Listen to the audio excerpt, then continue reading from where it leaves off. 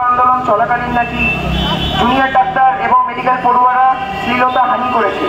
আমাদের প্রশ্ন, যদি এরকম একটি গুরুতর ঘটনা জুনিয়র ডাক্তারদের তরফ থেকে হয়ে থাকে, তাহলে সেই ঘটনার পরিপ্রেক্ষিতে জুনিয়র ডাক্তার মেডিকেল পড়ুয়াদের তলব করতে কলকাতা পুলিশের 1 বছর লাগলো কেন? আর যদি আমাদের রাজ্যে পুলিশেরই কোনো নিরাপত্তা না থাকে, তাহলে সাধারণ মহিলা নারীদের নিরাপত্তা এবং আমাদের এই প্রতিবাদ চলবে। এরপর আমরা আমাদের মধ্যে ডেকে নেব অভয়া মঞ্চের অন্যতম আহ্বায়ক ডক্টর পূর্ণব্রত গুণকে কিছু বক্তব্য রাখার জন্য।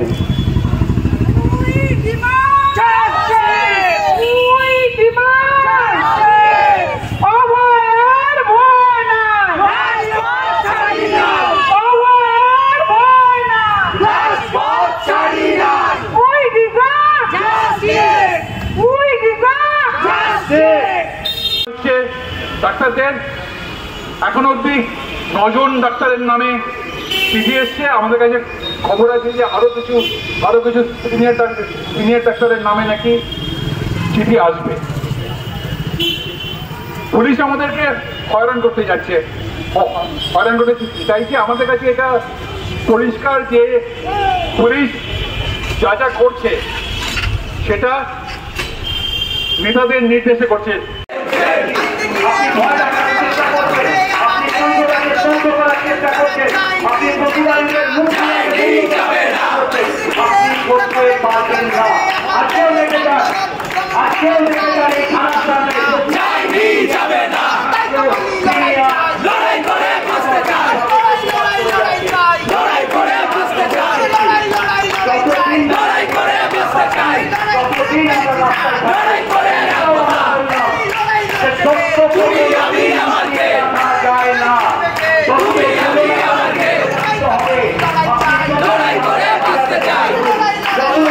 তারা ভয় দেখানোর রাজনীতি করছে, একদিকে দুর্নীতি, ভয়ঙ্কর দুর্নীতি, যার জন্য ভর্তি বন্ধ হয়ে আছে, ডিগ্রি কলেজে ভর্তি বন্ধ হয়ে আছে এবং মেডিকেলে ভর্তি সেটাও বন্ধ হয়ে গেছে।